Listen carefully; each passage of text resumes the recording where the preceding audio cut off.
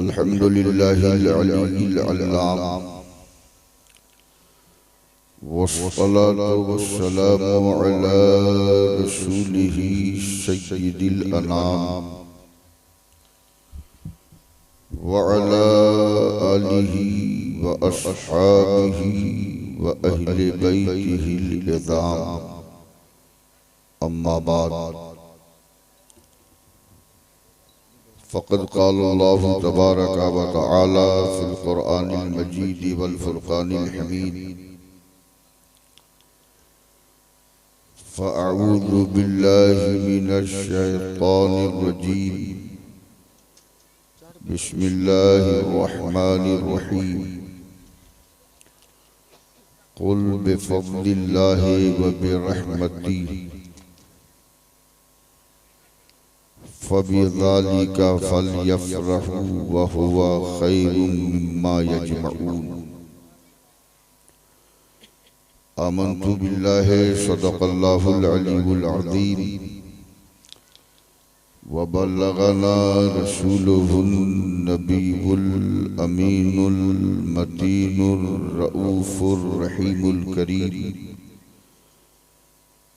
व नहनु अला ज़ालिका लमिनश शाहिदीना वश्शाकिरीन वल्हम्दुलिल्लाहि रब्बिल आलमीन इला यौमिद्दीन व इला गैरि निहाया। काबिल सद मुबारकबाद हैं मौज़ा जरमुड़ी के जुमला अहबाब अहले सुन्नत, जिन्होंने इस पूरा शोब और पुरफतन दौर में आमदे रसूल पाक सल्लल्लाहु अलैहि वसल्लम के ताल्लुक से इस अज़ीमुश्शान बज़्म खैर का एहतमाम और इनेकाद किया, जहाँ इस कार्य खैर को करके इस गांव के लोगों ने खुद अपने आप को सवाब का हकदार बनाया, तो साथ ही साथ दूर व नज़दीक से जलसे में शरीक होने वालों को भी सवाब का हकदार बनाया। रब्बे कदीर की बारगाह में दुआ है कि परवरदिगार आलम इन जुमला अराकीन जलसा मुआविनीन जलसा की इस काविश व मेहनत को, खिदमत को, नजराने अकीदत को शरफ कबूलियत से सरफराज फरमा और हम लोगों की हाज़िरी को कबूल फरमा। आइए इंतहाई इखलास व एहतराम के साथ चंद लम्हों के लिए आलम तसव्वुर में खोया जाए, निगाहों में जमाले गुंबदे खजरा बसाया जाए और उस अज़ीमुश्शान पैगंबर की मुक़द्दस बारगाह में नजराने दुरूद पाक पेश करने की सआदतें हासिल की जाएं, जिसे परवरदिगार ने पूरी कायनात के लिए रहमतुल लिल आलमीन बना के भेजा। बावाज़े बुलंद पूरा मजमा दुरूद शरीफ का नजराना पेश करे। पढ़िए बावाज़े बुलंद। अल्लाहुम्मा सल्लि अला सय्यिदिना व नबीना व शफीना व हबीबिना व मौलाना मुहम्मदिन व आलिही बारिक वसल्लिम सल्लल्लाहु तआला अलैहि वसल्लम। अभी जलसा शुरू हुआ है और आप लोगों के चेहरों को देखने के बाद ये पता चल रहा है कि जलसा खत्म होने वाला है। दिल चाहता है आज करूं मुस्तफा की बात। आप लोगों का दिल चाहता है कि नहीं? बोलिए, दिल चाहता है कि आज करूं मुस्तफा की बात। अरे जिसका नबी की बात करने का दिल नहीं चाहेगा तो वो दिल बीमार होगा। जी समझ रहे हैं?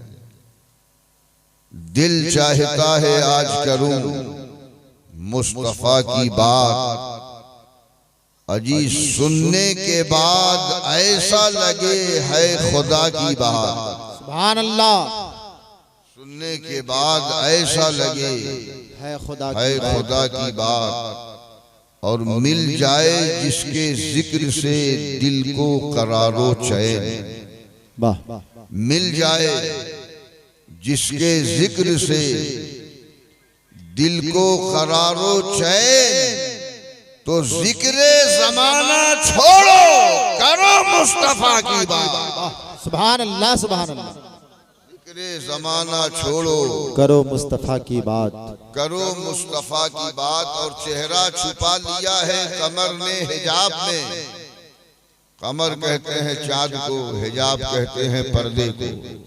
हिजाब का मसला कितना उठा हुआ है, लेकिन फिर भी मुसलमानों को हिजाब से मतलब नहीं। चेहरा छुपा लिया है कमर ने हिजाब में, जब से सुना है उसने रुखे वद्दुहा की बात। सुभान अल्लाह। जब से सुना है उसने रुखे वद्दुहा की बात। अब बोलवाना तो हमें आता है, समझ रहे हैं। आप इतना बोलिएगा कि लोगों को मना करना पड़ेगा कि अब कम बोलिए। हमारी आदत नहीं है कि हम आपसे कहें कहिए सुभान अल्लाह, कहिए अल्हम्दुलिल्लाह, नारा लगाइए, दादो तहसीन से नवाजिए। ये मेरा ज़ौक़ तबा इसकी तरफ नहीं है। इसलिए कि इश्क की चोट तो पड़ती है दिलों पर यकसा। इश्क की चोट तो पड़ती है दिलों पर यकसा। अजीज ज़र्फ के फर्क से आवाज बदल जाती है। यहाँ शायर ने ज़र्फ से मुराद दिल लिया है। जिसका जैसा दिल होता है उसके मुंह से वैसी आवाज निकला करती है। जैसा दिल होता है वैसा ही सदा निकलती है। जैसा दिल होता है वैसा ही गुफ्तगू वो करता है। जैसा दिल होता है वैसा ही उसकी जबान से तस्करात निकला करते हैं। तो अपने दिल की तरफ तवज्जो दीजिए। आपका दिल कैसा है, कितने मुकद्दर के धनी हो। अगर आज की रात जरमूड़ी की सरजमीन पर जश्न मिलादुन नबी न होता, मैं आपसे पूछना चाहता हूँ, आज की इतनी रात में आप कहीं सीवान में, मैदान में, डंगाल में कहीं आप बैठे हुए मिलते? बोलो, बैठे हुए मिलते? अब आपसे सवाल करूं, आप इस जलसे में किस लिए आए हैं? हजरत अल्लामा सूफी जमाल साहब की जियारत करने आए हैं। आप इस जलसे में क्यों आए हैं? नकीबे इजलास की जियारत करने आए हैं। आप इस जलसे में क्यों आए हैं? अजमत भागलपुरी को देखने आए हैं। आप इस जलसे में क्यों आए हैं? यहाँ की मरकरी देखने आए हैं। जलसे की सजावट देखने आए हैं। जलसे की ज़ेबो ज़ीनत देखने आए हैं। जलसे का हुस्नो जमाल देखने आए हैं। तो हर आशिक़े मुस्तफा ये जवाब देगा, ए पीर साहब, न हम उलमा की जियारत करने आए हैं, न खुतबा की जियारत करने आए हैं, न नकीब की जियारत करने आए हैं, न शायर को देखने आए हैं। मैं पूछूंगा फिर आए क्यों हो?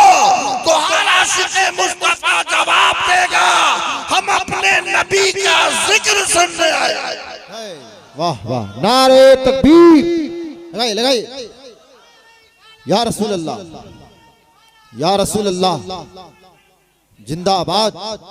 अच्छा, बीच में कोई मुजाहिद है, कोई मर्द है बीच में जो खड़ा होकर एक बार नारा लगा दे बीच में से?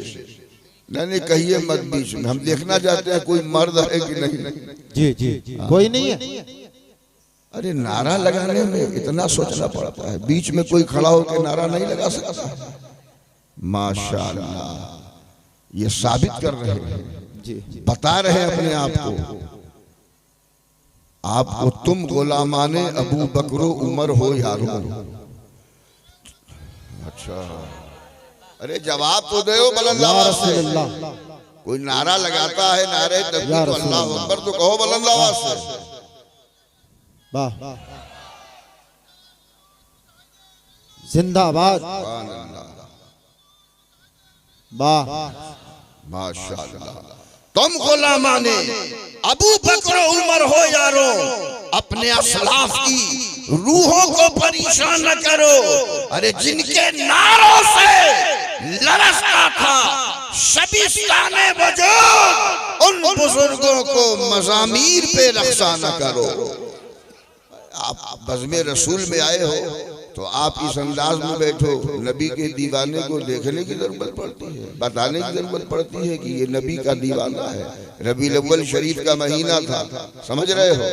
एक नौजवान सुन्नी बॉम्बे रहता था, बॉम्बे से इत्तेफाकन वो रबीउल अव्वल शरीफ के चांद निकलने से पहले घर आ गया। घर जब आया, सुनिए कि माहौल में है कि रबीउल अव्वल शरीफ का जब चांद तुलू होता है तो आशिक़े मुस्तफ़ा अपने घरों में झंडे लगा दिया करते हैं, अपने आप को बताते हैं कि हम आशिक़े मुस्तफ़ा हैं। उसने झंडा लगा दिया अपने मकान की छत पे। सुबह सुबह एक मौलवी साहब पहुंचे और पहुंचने के बाद पूछते हैं कि ये किसका घर है। उस नौजवान ने कहा हमारा घर है। कहा तुम्हारे घर की छत पे झंडा किसने लगाया हरा हरा? कहा अजीब हाल है आपका, घर हमारा है तो झंडा कौन लगाएगा? झंडा हमने खुद लगाया है। कहा तुमने जो ये हरा झंडा लगाया है तुम्हारे पास कोई दलील है, कोई सबूत है कि हरा झंडा रबीउल अव्वल का चाँद निकले तो लगा देना चाहिए? उस नौजवान ने कहा मौलाना साहब हमारे पास कोई दलील नहीं है, कोई सबूत नहीं है, बस हमने अपने नबी की मोहब्बत में लगा दिया है, हमने इश्क में लगा दिया। और यही जवाब होना चाहिए। सुन लो, देवबंदी वहाबी बदअकीदा अहले हदीस खबीस घूमते रहते हैं और आपसे पूछते हैं फातिहा की दलील है आपके पास, नियाज की दलील है? आपके मौलाना लोग खड़े होकर सलाम पढ़ते पढ़ाते हैं, इसकी कोई दलील है? तो आप पढ़े लिखे तो नहीं हो तो आप कहते हो अरे हमारे मौलाना साहब ने बताएंगे, हमारे इमाम साहब ने बताएंगे।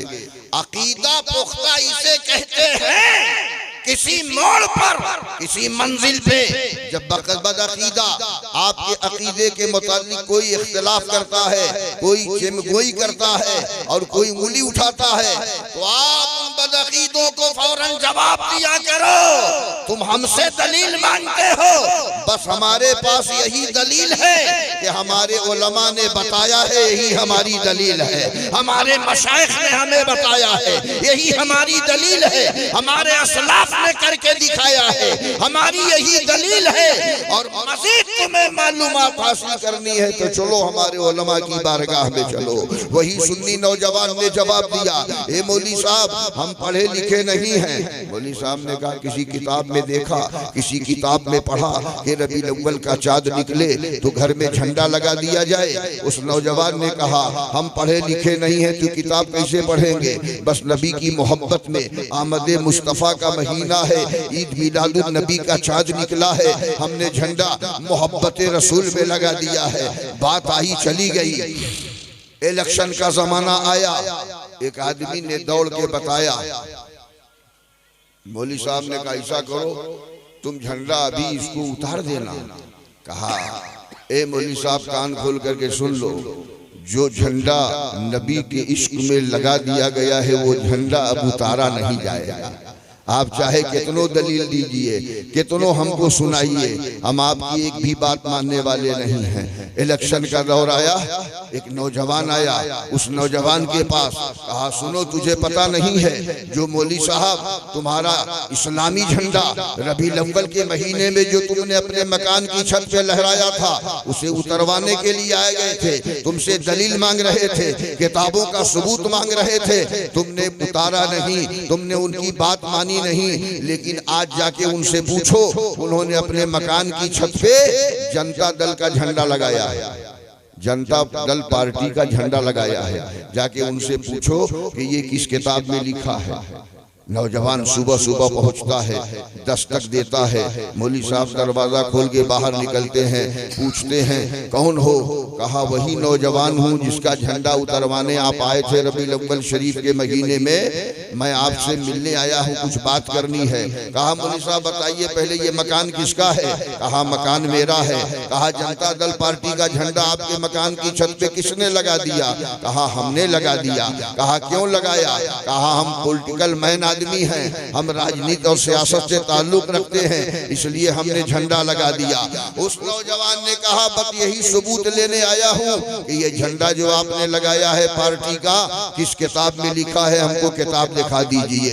तो मौलवी साहब ने कहा अरे हर बात किताब में नहीं लिखी रहती है, ये राजनीति और सियासत का मैदान है, इसलिए इलेक्शन का जमाना है। अच्छा लगाया क्यों आपने है? कहा इसलिए लगाया है कि हमारे मकान की गली से जब गुजरने वाला गुजरे तो उसे पूछना न पड़े ये मकान किस पार्टी के सपोर्टर का है, बस झंडा देख के पहचान लेगा कि ये जनता दल पार्टी के सपोर्टर का मकान है, इसीलिए मैंने लगा दिया है। तो उस नौजवान ने कहा ए मौलवी साहब आपको दुनियादार का झंडा मुबारक हो, हमें अहमद मुख्तार का झंडा मुबारक। कहा तुझे मालूम होना चाहिए कि तुम हमारा झंडा उतरवाने आए थे और आज झंडा लगा के राजनीति का तुम मुजाहिरा कर रहे हो कि हमारा ताल्लुक फला से है। तो उस नौजवान ने मौलवी साहब ने पूछा अच्छा बताओ तुम झंडा किस लिए लगाए थे? कहा हम इसलिए झंडा लगाए थे कि जब हमारे मकान की गली से कोई गुजरे तो उसको पूछना न पड़े, झंडा देख के पहचान लेगा कि ये गुलाम मुस्तफ़ा का मकान है, ये बरेलवी का मकान है, ये सुन्नी सहीउल अकीदा का मकान है, ये खादिम रसूल का मकान है, ये आशिक़ मुस्तफ़ा का मकान है, ये आशिक़ गौसुल वरा का मकान है, ये मुहिब्बे गरीब नवाज का मकान है, ये आशिक़ इमाम अहमद रज़ा खान का गुलाम, ताकि लोग झंडा देख करके पहचान लें।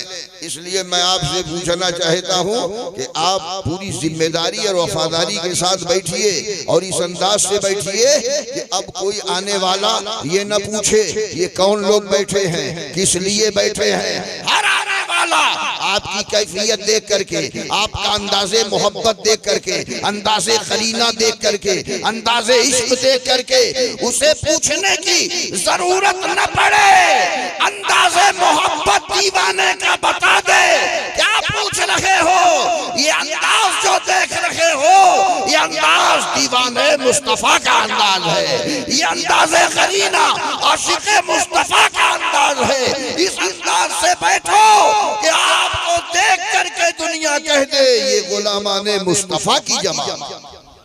नारे तकबीर, नारे रिसालत। चेहरा छुपा लिया है कमर ने हिजाब में, जब से सुना है उसने रुखे बद्दुहा की बात।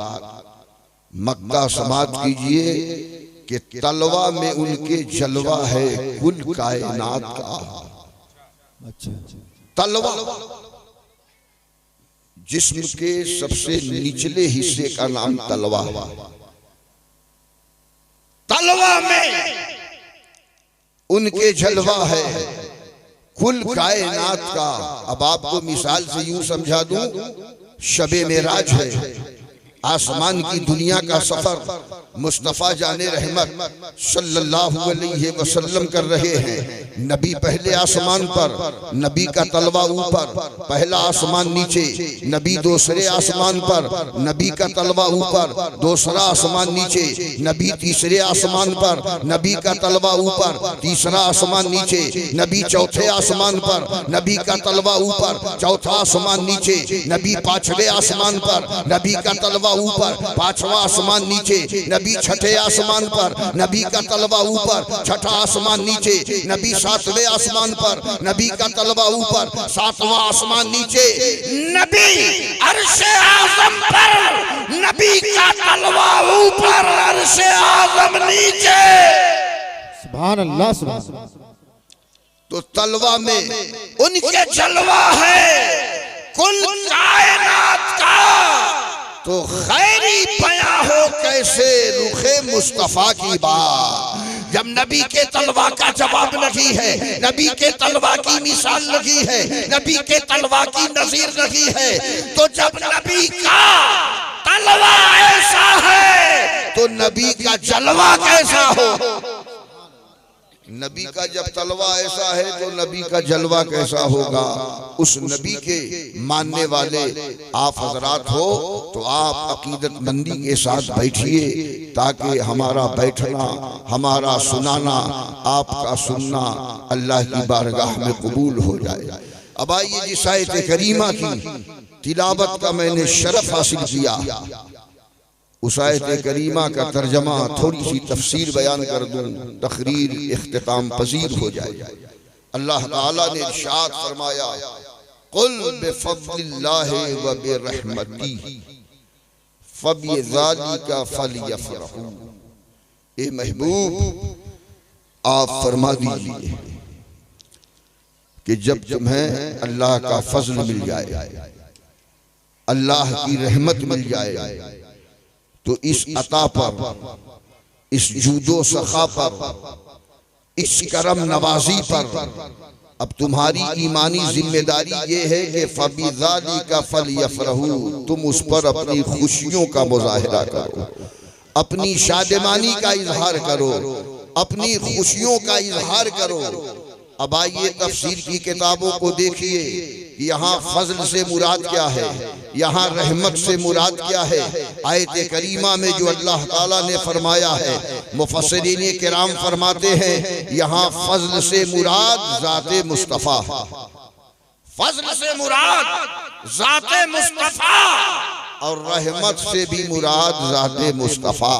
अब बात साबित हो गई कि जब तुझे ज़ाते मुस्तफ़ा मिल जाए, जब तुझे ज़ाते नबी मिल जाए, तो अब तुम्हारी जिम्मेदारी ये है कि तुम ज़ाते मुस्तफ़ा के मिलने पर, आमदे मुस्तफ़ा के मौके पर, विलादते मुस्तफ़ा के मौके पर, ईद मीलादुन नबी के मौके पर अब तुम्हारी ईमानी जिम्मेदारी ये है कि तुम खुशियों का मुजाहिरा करो।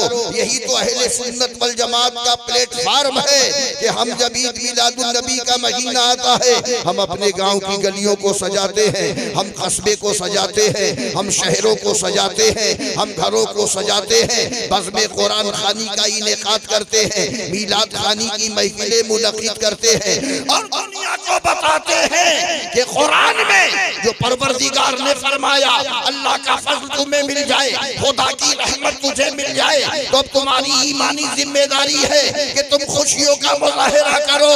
तो हमें अल्लाह का ज़ाते मुस्तफ़ा की शक्ल में मिल गया और अल्लाह की रहमत ज़ाते मुस्तफ़ा की सूरत में मिल गई। नारे तकबीर, नारे रिसालत, आमद मुस्तफ़ा, नबी की आमद, मक्की की आमद, नारे तकबीर।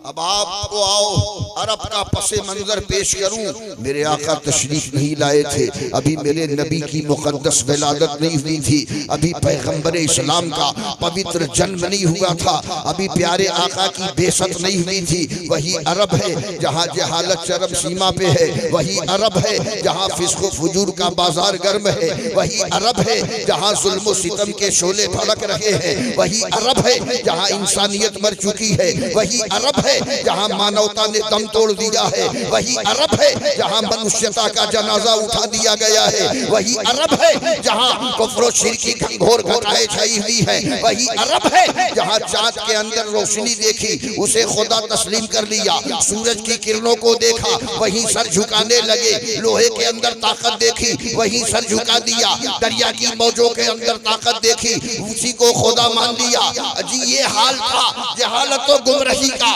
अल्लाह अल्लाह, जिस औरत का शौहर मर जाता अब उस औरत को अरब के लोग अभागन कहते, उस औरत को बेवा कहते, उसको बदनसीब कहते। तो अरब का दस्तूर था जिस औरत का शौहर मर गया अब उस औरत को घर में रहने का हक नहीं है, अब घर से बाहर निकले, आबादी से बाहर, वहीं जाके अपना एक काशाना बना दे, अब वही रहना है। पाबंदी समाज में लगा दी गई, बिरादरी में पाबंदी लगा दी गई। उस बेवा की कोई सूरत नहीं देखेगा, उस बेवा को कोई सलाम नहीं करेगा, उस बेवा वो बेवा किसी को सलाम करे तो उसके सलाम का कोई जवाब नहीं देगा, कोई उससे बात नहीं कर सकता है। अरब की जहालत इस चरम सीमा पे थी कि बेवा के लबों से तबस्सुम छीन लिया गया है, बेवा से गुफ्तगू छीन ली गई है, बेवा का सामाजिक बाइकाट कर दिया गया है, शौहर मर गया है, उस औरत को अभागन के खिताब से नवाजा गया है। अल्लाह अल्लाह, यतीमों का हाल ये था कि यतीमों का हक गस्ब कर देना एक आम बात थी, यतीमों पर जुल्म करना एक आम बात थी। मजबूर बेचारा परेशान था, मजलूम बेचारा परेशान था, सब हैरान थे। लेकिन अल्लाह अल्लाह, देखो रबीउल अव्वल शरीफ की 12 तारीख की सुबह शादी के वक्त जब मक्कातुल मुकर्रमा की सरजमीन पर अल्लाह के नबी सल्लल्लाहु अलैहि वसल्लम की मुकद्दस विलादत हो रही है, तो एक शख्स ने देखा बेवा हंस रही है, एक शख्स ने देखा यतीम मुस्कुरा रहा है, एक शख्स ने देखा मजलूम तबस्सुम रेस नजर आ रहा है, एक शख्स ने देखा मजबूर लाचार आज खुशियों में झूम रहे हैं। पूछने वाले ने बेवा से सवाल किया, ए बेवा तुम्हारी हंसी छीन ले गई थी, ए बेवा तुझे हंसे हुए एक जमाना हो गया था, तुझे सलाम पे पाबंदी थी, सलाम के जवाब पे पाबंदी थी, तेरे कलाम पे पाबंदी थी, तेरा सामाजिक बाइकाट कर दिया गया था। एक जमाने के बाद अचानक तुम्हारे लबों पे मुस्कुराहट कहां से आ गई है, तबस्सुम कहां से आ गया है? यही सवाल यतीम से किया गया था, ये यतीमों तुम्हें हंसे हुए एक जमाना हो गया था, आज अचानक क्यों मुस्कुरा रहे हो? मजलूम से सवाल किया गया, तुम्हें हंसे हुए एक जमाना हो गया था, आज अचानक क्यों हंसते नजर आ रहे हो? मजबूर और लाचार से पूछा गया कि तुम्हें खुशियां मनाए एक जमाना गुजर गया था, आज अचानक खुशियों का मुजाहिरा क्यों रहे हो? तो बेवा ने जवाब दिया, सुनो आज हम इसलिए हंस रहे हैं कि हमारा हक दिलाने वाला पैगंबर पैदा हो गया है। यतीमों ने जवाब दिया, हम इसलिए मुस्कुरा रहे हैं कि हमारे सर पे दस्ते करम रखने वाला रसूल आ गया है। मजलूमों ने जवाब दिया, हम इसलिए खुशियों का मुजाहिरा कर रहे हैं कि जालिमों के चंगुल से मजलूम को छुड़ाने वाला पैगंबर इस्लाम पैदा हो गया, इसलिए हम खुशियां मना रहे हैं। अल्लाह के प्यारे नबी ताजदारे अरब व अजम सल्लल्लाहु अलैहि वसल्लम फजले खुदा बनकर, रहमते किबरिया बनकर मक्कातुल मुकर्रमा की सरजमीन पर विराजमान हो रहे हैं, तशरीफ ला रहे हैं, जलवागर हो रहे हैं। आप तारीख उठा के देखो, साहिबे मदारिजुन नबुव्वत लिखते हैं कि अल्लाह के नबी सल्लल्लाहु अलैहि वसल्लम की विलादत होने वाली है। चंद लम्हों में अल्लाह तबारक व तआला ने हजरत जिब्रील अमीन को हुक्म दिया, ए जिब्रील चले जाओ जन्नत, वहां से झंडे ले लो और झंडा ले जा करके एक काबे की छत पे लगा दो, एक झंडा बैतुल मुक़द्दस के मनारे पे लगा दो और एक झंडा मेरे महबूब के घर में जाके लगा दो। अल्लाह अल्लाह, पता ये चला कि ये झंडा लगाना बरेली मकतबे फिक्र का की फिक्र नहीं है, अरे झंडा लगवाना ये खुदा की सुन्नत है और झंडा लगाना ये जिब्रील अमीन की सुन्नत, ये जिब्रील अमीन की सुन्नत है। हम बड़े खुशनसीब सुन्नी सही अकीदा मुसलमान हैं कि परवरदिगार आलम ने हमें ऐसा इमाम अता फरमाया जिस इमाम का जवाब नहीं, ऐसा मुजद्दिद अता फरमाया जिस मुजद्दिद का जवाब नहीं, ऐसा मुहक्किक अता फरमाया जिस मुहक्किक का जवाब नहीं, ऐसा अल्लामा वक्त अता फरमाया जिस अल्लामा का जवाब नहीं। हम जितना शुक्र अदा करें कम है। अर्ज़ मैं ये कर रहा था, रब्बे कदीर ने फरमाया, कुल बिफज़लिल्लाह व बिरहमती, अल्लाह के फजल और उसकी रहमत पर तुम खुशियां मनाओ, और ये खुशियां मनाना तुम्हारा, आज आपने जलसा किया है, इसमें खर्च किया है, तमाम लोगों ने सहयोग किया, ताउन किया, चंदे दिए, नजराने पेश किए, तब तो इतना अजीम जलसा हो रहा है। आपने आमदे मुस्तफ़ा कॉन्फ्रेंस में बहुत सारा खर्च किया, तो सुनिए आपका खर्च करना रायगा नहीं जाएगा। अल्लाह फरमाता है, वह खैरुम मिम्मा यजमऊन, जो तुमने आमदे मुस्तफा के मौके पर महफिल सजा के, जलसा सजा के, कॉन्फ्रेंस सजा के, मजलिस सजा के, बस में मोहब्बत सजा के जो तुमने खर्च किया है, तो अल्लाह फरमाता है कि तुम्हारे उस माल से ये खर्च करना बेहतर है जो तुम जमा करके अभी रखे हुए हो, जो बैलेंस बना के रखे हुए हो। अल्लाह फरमाता है ये तुम्हारा खर्च करना उस बैलेंस से बेहतर है, उस जमा किए हुए माल से बेहतर है। पता ये चला कि परवरदिगार को हमारा ये नजराना कितना पसंद है। अल्लाह फरमाता है मेरे महबूब की आमद के मौके पर जो तुम दौलत लुटा रहे हो, सरमाया लुटा रहे हो, नजराने पेश कर रहे हो, इखराजात कर रहे हो, तो ये मेरे बंदो तुम ये ना समझना कि ये खर्च करना मेरा जाया हो जाएगा। और ये तुम्हारा खर्चा इतना तुम्हारे रब को पसंद है कि तुम्हारे उस माल से बेहतर है, उस दौलत से बेहतर है, उस खजाने से बेहतर है, उस सरमाए से बेहतर है जिसे तुम इकट्ठा करके रखे हो, बैलेंस बना करके रखे हो, जमा करके रखे हो। बड़े खुशनसीब ए सुन्नियों तुम हो कि तुमने आमद मुस्तफा के मौके पर जलसा सजा के अपनी हलाल कमाई का नजराना पेश करके ये तेवर दे दिया कि हमने वो काम किया है जो काम मेरे रब को पसंद है, वो अमल किया है जो अमल मेरे खुदा को पसंद है। इसलिए मेरे बुजुर्गों, मेरी मिल्लत के नौजवानों, आपकी ये ईमानी जिम्मेदारी बनती है कि आप आमद मुस्तफ़ा सल्लल्लाहु अलैहि वसल्लम के मुबारक मौके पर अपने घरों को सजाइए, अपनी मोहब्बतों का मुजाहिरा कीजिए। मैं आपको बताऊं, नक्शबंदी सिलसिले के एक अजीम बुजुर्ग हजरत अल्लामा फजलुर रहमान गंज मुरादाबादी रहमतुल्लाह अलैह, यूपी में एक जिला उन्नाव है, उन्नाव जिले में गंज मुरादाबाद एक जगह है, वहीं पे उनका मज़ारे पुरनवा